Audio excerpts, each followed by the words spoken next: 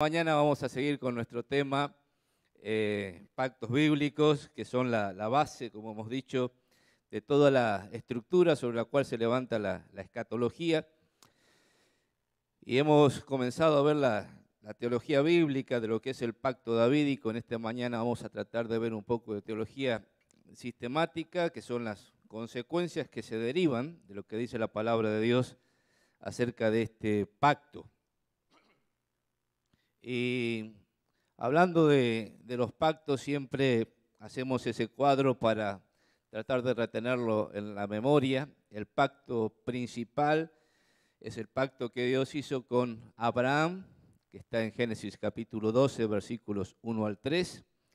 De ese pacto principal se desprenden tres pactos o subpactos, que son el pacto de la tierra prometida, la reserva de la tierra, como hemos puesto ahí para literarlo en 3 R's que podamos recordar.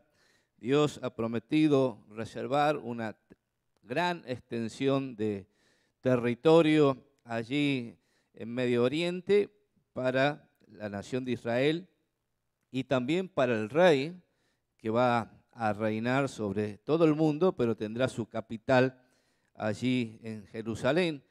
Y de eso se trata el versículo 2, el reino, que habla de la descendencia de Abraham y que de su descendencia iba a venir uno que iba a gobernar el mundo.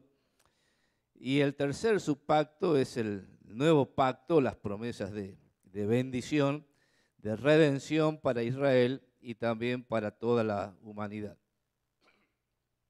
Ahora, pasamos esa diapositiva. Hemos estado viendo, hemos estado viendo todo lo que es todo lo que es la teología bíblica con los distintos textos que hablan del pacto, y pasamos la siguiente. Vamos a ver entonces la importancia del pacto davídico. La importancia del pacto es que, primero, como hemos dicho, amplía lo que es la promesa inicial, la promesa principal a Abraham, y este pacto, lo que es la ampliación del versículo 2, que Dios le promete a Abraham que le iba a dar una gran descendencia y que de su descendencia iba a venir uno que iba a restaurar el reino de Dios. Dios desde el principio tuvo la intención, al crearlo a Adán y ponerlo en el huerto del Edén, de que el hombre fuera el representante de Dios en la creación, que el hombre fuera el rey sobre toda la tierra. Pero el hombre, al caer en la tentación, al caer en el pecado, perdió la potestad de reinar y hoy la ejerce Satanás como el príncipe de este mundo. Ahora Dios no ha cesado en su intención original y su voluntad se va a cumplir, ya no a través de el primer Adán ni de su descendencia, sino a través de un postrer Adán, una nueva humanidad de la cual Cristo es la cabeza. Entonces este reino davídico, de lo que nos va a estar hablando es que justamente un descendiente de Abraham por la línea de Jacob, por la línea de Judá, sería el que vendría para reinar. Y nosotros vamos a ver que Jesús viene de la tribu de Judá y es el elegido, el designado por Dios como el rey de este mundo. Ahora, esa es la importancia teológica del pacto, además de otras cuestiones importantes que a medida que vamos desarrollando la escatología vamos a ver que hay muchas preguntas que se dilucidan si entendemos el pacto davídico. Muchas de las discusiones teológicas es ¿cuál es la naturaleza del reino? ¿Es un reino eterno o es un reino temporal? ¿La promesa es incondicional o está condicionada a la obediencia? ¿Qué es el reino de Dios? ¿Qué es el reino de Cristo? ¿Es literal o es espiritual? ¿Cuánto tiempo va a durar ese reino? Bueno, todas preguntas que se hacen los estudiosos de la Biblia y que muchas veces por desconocimiento o mala interpretación de este pacto con David no encuentran una respuesta. Ahora, pasar a la siguiente, el carácter del pacto con David son las mismas características que las del pacto con Abraham. Las características de los pactos que Dios hace, como hemos dicho ya, son pactos unilaterales donde Dios se ha comprometido como soberano a llevar adelante y cumplir su voluntad, a pesar del hombre. Dios lo va a hacer. Es incondicional porque Él se ha comprometido unilateralmente por su propio nombre, por su propia gloria, a llevar adelante y cumplir este programa que Dios eternamente ha establecido.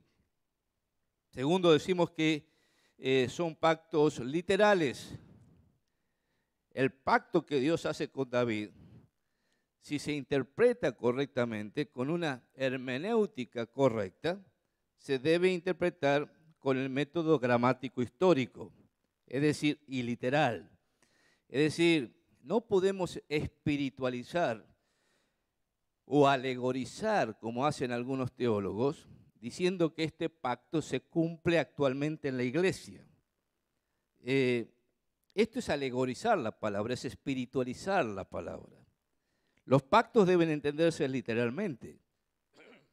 Y como reconocen aún los teólogos del reemplazo de Israel por la iglesia, si la Biblia se interpreta literalmente, si la profecía se interpreta literalmente, no tenemos otra que caer en el dispensacionalismo, en el premilenianismo dispensacional, es decir, la creencia de que Cristo va a venir a reinar antes de que comience un milenio literal, un reinado de 1000 años.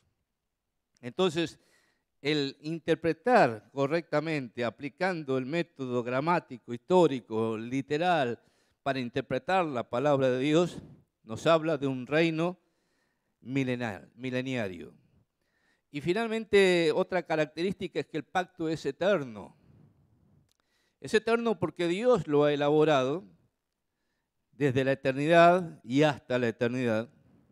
Y es eterno porque, como todos los pactos, se cumplen en la persona de Cristo, que es eterna. Los pactos separados, deslindados de la persona de Cristo no tienen sentido. Es Cristo el que le da sentido al pacto. Es el sacrificio de Cristo el que asegura y ratifica los distintos pactos. Y por eso, al ser Cristo eterno, todos los pactos que se desprenden de su persona y de su obra son también eternos. Ahora, vamos a pasar a la segunda. Lo que quiero detenerme un poquito en esta mañana son las disposiciones del pacto. Ahí, 2 Samuel capítulo 7, versículos 11 al 16, está lo que son las disposiciones del pacto de Dios con David. También se repite en 1 Crónicas 17, versículos 10 al 15. Tenga la Biblia abierta en esta porción de 2 Samuel capítulo 7, versículo 11. Ahí vamos a estar viendo las 7 disposiciones del pacto que Dios hace con David. Poniéndolo en contexto, David, ya en su mayoría de edad, quería edificar una casa para Dios, quería levantar un templo. Él tenía un palacio, todo artesonado, y decía, ¿cómo yo puedo vivir en un palacio y Dios está viviendo en una tienda cubierta por pieles de animales? Quiero hacerle un templo para Dios. Y como todos ustedes saben, Dios le dijo, no, tú no puedes levantar el templo, porque tus manos están manchadas con sangre. Tú eres un rey guerrero, pero va a venir detrás de ti un rey de paz, Salomón, tu hijo, tu descendiente, y él va a levantar el templo.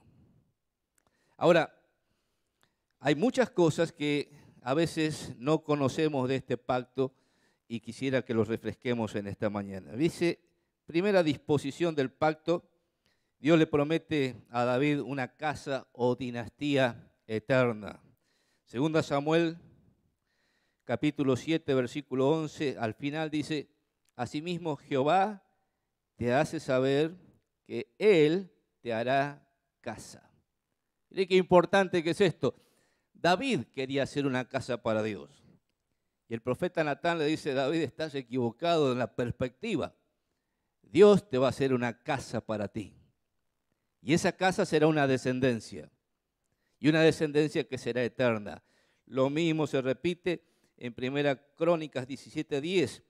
Te hago saber, además, que Jehová te edificará casa. Nadie puede hacerle casa para Dios, David. Y nosotros también tenemos que entenderlo.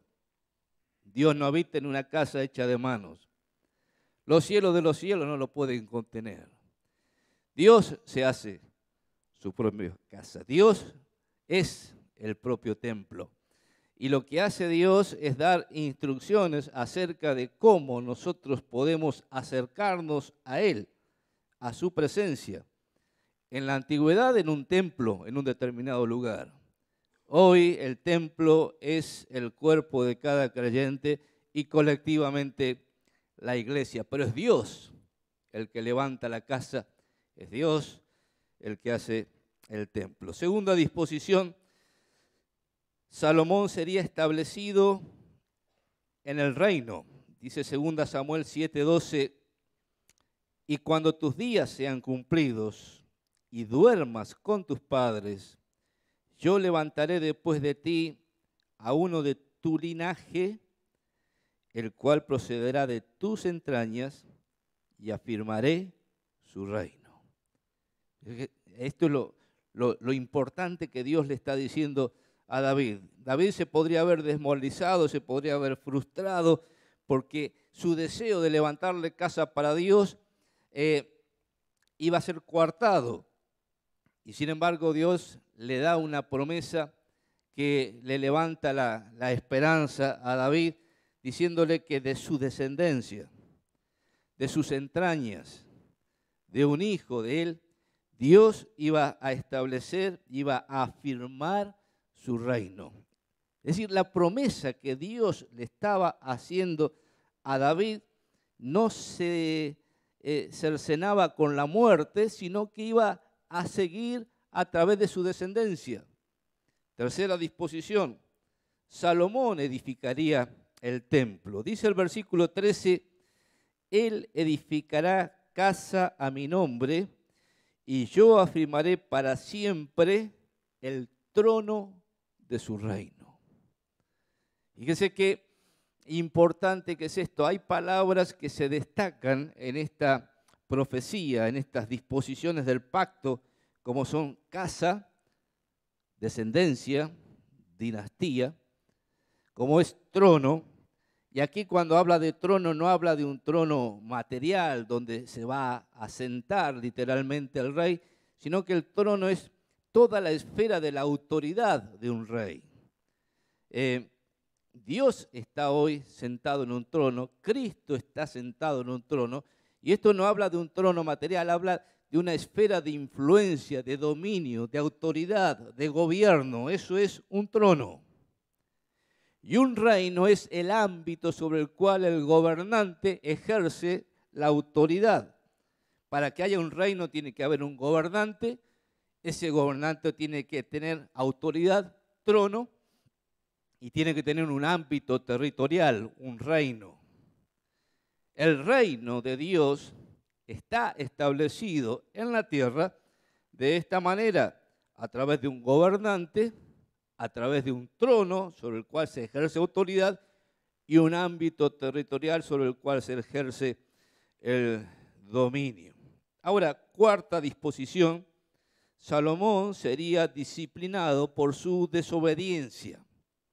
Dice el versículo 14, yo le seré a él padre, y él me será mi hijo, y si él hiciere mal, yo le castigaré con vara de hombres, y con azotes de hijos de hombres.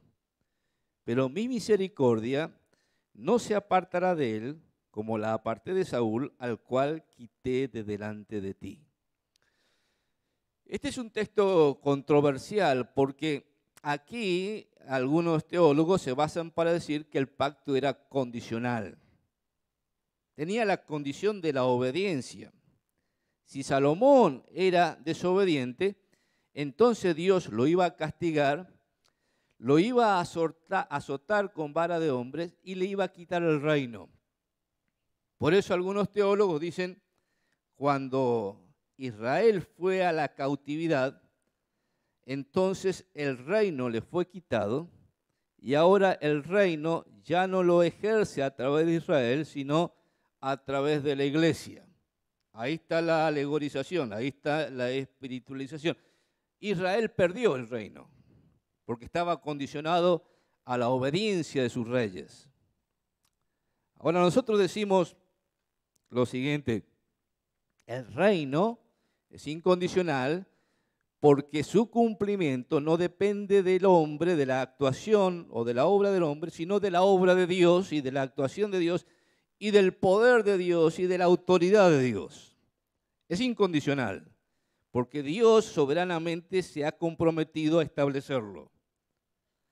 Ahora, los agentes a través de los cuales Él va a establecer el reino sobre la tierra podían ser desobedientes porque eran hombres.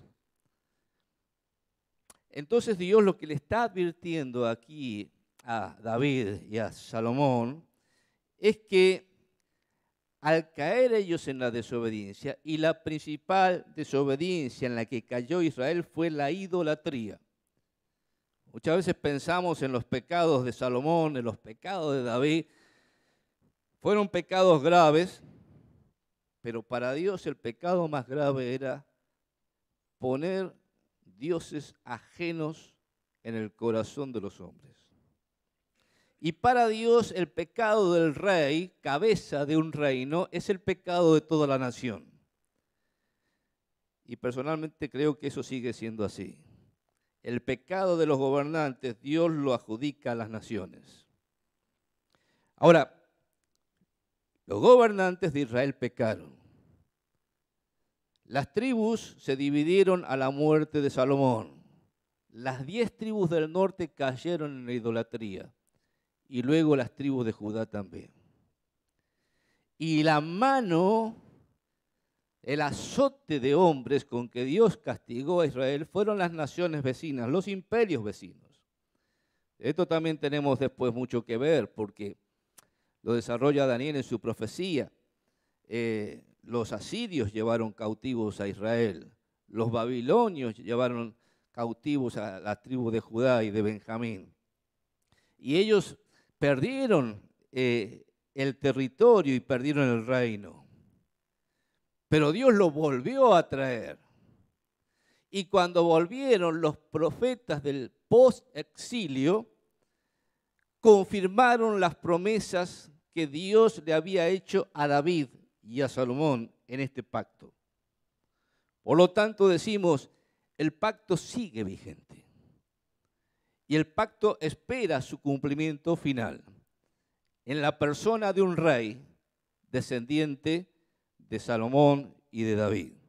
Por eso, quinto, el trono del reino de David y de Salomón sería establecido para siempre.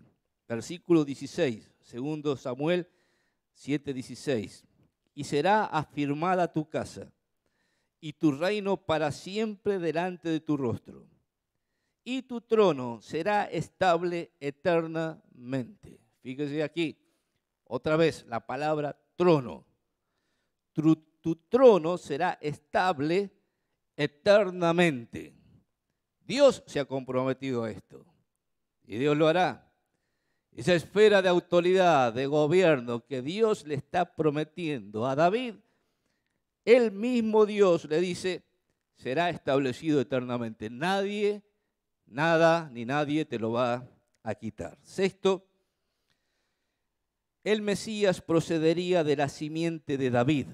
Dice el versículo 11, y cuando tus días sean cumplidos para irte con tus padres, levantaré descendencia después de ti a uno de entre tus hijos y afirmaré su reino. Séptimo, el trono, la casa y el reino del Mesías serán establecidos para siempre. Es el primer libro de Crónicas, capítulo 17, versículo 12. Él me edificará casa y yo confirmaré su trono eternamente. Yo le seré por padre y él será por hijo. Él me será por hijo. Y no quitaré de él mi misericordia como la quité de aquel que fue antes de ti. Sino que, versículo 14, sino que lo confirmaré en mi casa y en mi reino eternamente, y su trono será firme para siempre. Dos cosas destaco aquí. Primero, están marcadas las tres palabras que les dije: casa, reino y trono. Casa, descendencia de David; reino, el ámbito de influencia y territorio; y trono, la esfera de autoridad. Ahora hay una palabrita muy importante aquí, un pronombre posesivo que es muy importante de remarcar, porque Dios le dice a David: mi casa, mi reino y su trono. Esto hace una identificación entre el reino de Dios, que es eterno, y el reino teocrático de David. El reino que Dios va a establecer a través de David, a través de Salomón, a través de su descendencia, dice Dios, es mi reino, es mi casa. Y lo voy a establecer por su trono. Es decir, Dios se ha comprometido a hacerlo. Y el reino de cada uno de los reyes de Israel era el reino de Dios. Cuando ellos no reconocieron que el reino era de Dios y pretendieron atribuírselos a sí mismos, y se fue su corazón detrás de dioses ajenos, Dios los castigó. Pero Dios se ha suscitado un descendiente de Salomón, que es el Mesías, el Dios hombre, el Rey eterno. Y es su reino, es su autoridad, es su ámbito de gobierno. Recapitulando las 7 dispensaciones, el pacto promete a David 4 cosas eternas: una casa, un trono eterno, un reino eterno y un descendiente eterno, el Mesías, el Dios hombre. Porque todo depende de este Mesías, de este Dios hombre, todo es eterno. La casa es eterna, el reino es eterno, el trono es eterno, porque el Mesías es eterno. No tengo tiempo para los otros 2 puntos, la importancia actual del pacto davídico y las implicancias escatológicas de este pacto. Simplemente dejar ahí para seguirlo después. La importancia actual es que Jesucristo ha muerto en la cruz del Calvario y con su propia sangre ha refrendado el pacto, ha ratificado este pacto eterno. Jesucristo ascendió y se sentó a la diestra de Dios en la majestad, en las alturas, esperando que sus enemigos sean puestos por estrado de sus pies. Es decir, que actualmente la iglesia está esperando el retorno del Señor Jesucristo para reinar. Y las implicancias futuras es que Jesucristo va a volver, literalmente, corporalmente, y va a juzgar literalmente a Israel, a las naciones, a la iglesia. Y también este rey va a establecer literalmente y territorialmente su pacto, su reino sobre este mundo.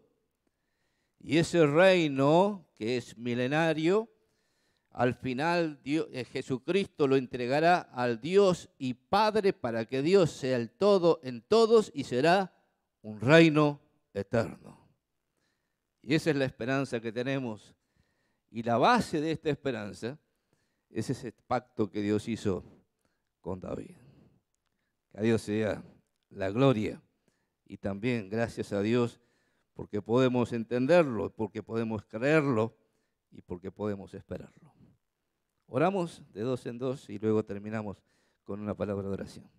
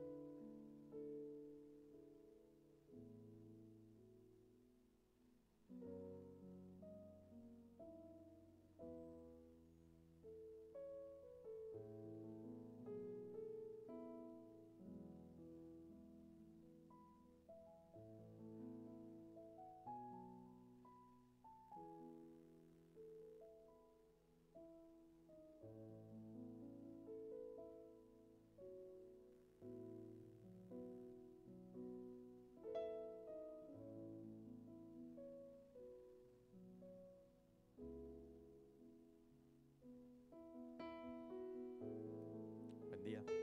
Oramos para concluir.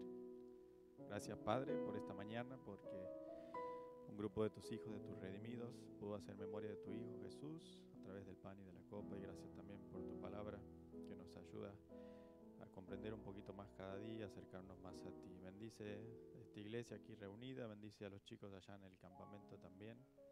Bendíceles a ellos en las decisiones que van a tomar, que puedan ser para bendición. Gracias, Señor, por esta mañana, en el nombre del Señor Jesús. Amén.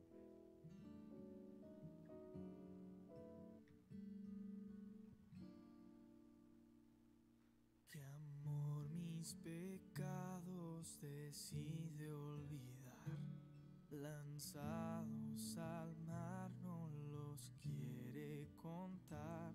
Él siendo omnisciente olvida mi error.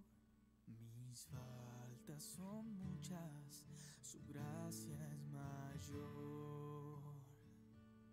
Paciente me aguarda en mi desviar, un padre que tierno me llama al hogar, recibe al débil y al vil pecador. Mis faltas son muchas, su gracia es mayor. Gloria a Dios.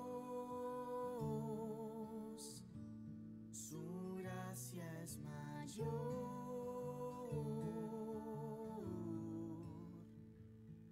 sus misericordias hoy nuevas son, mis faltas son muchas, su gracia es mayor.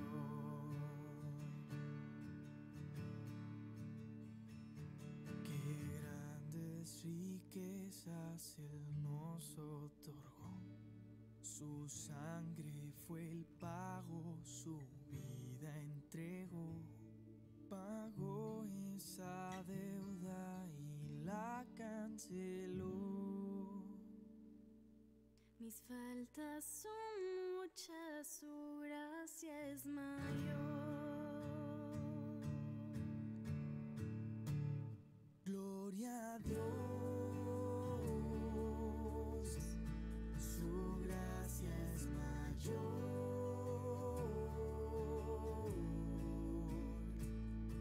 sus misericordias hoy nuevas son, mis faltas son muchas, su gracia es mayor. Gloria a Dios, su gracia es mayor.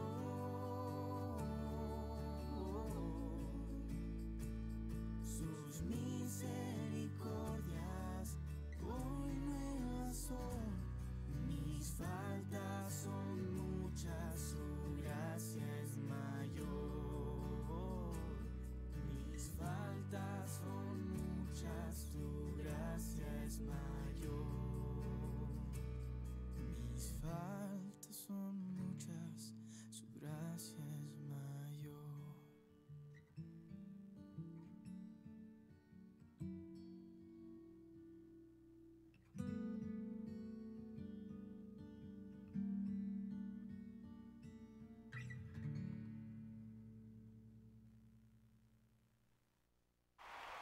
Él es el primero, el último, principio y final. Y hoy lo adoramos a Él.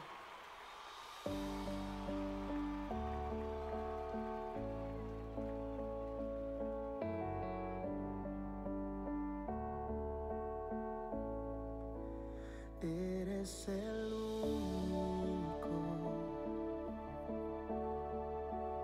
eres el gran yo soy. No hay como tú, Señor. No hay como tú, mi Dios. Oye, ¿cómo se escucha el sonido? La tierra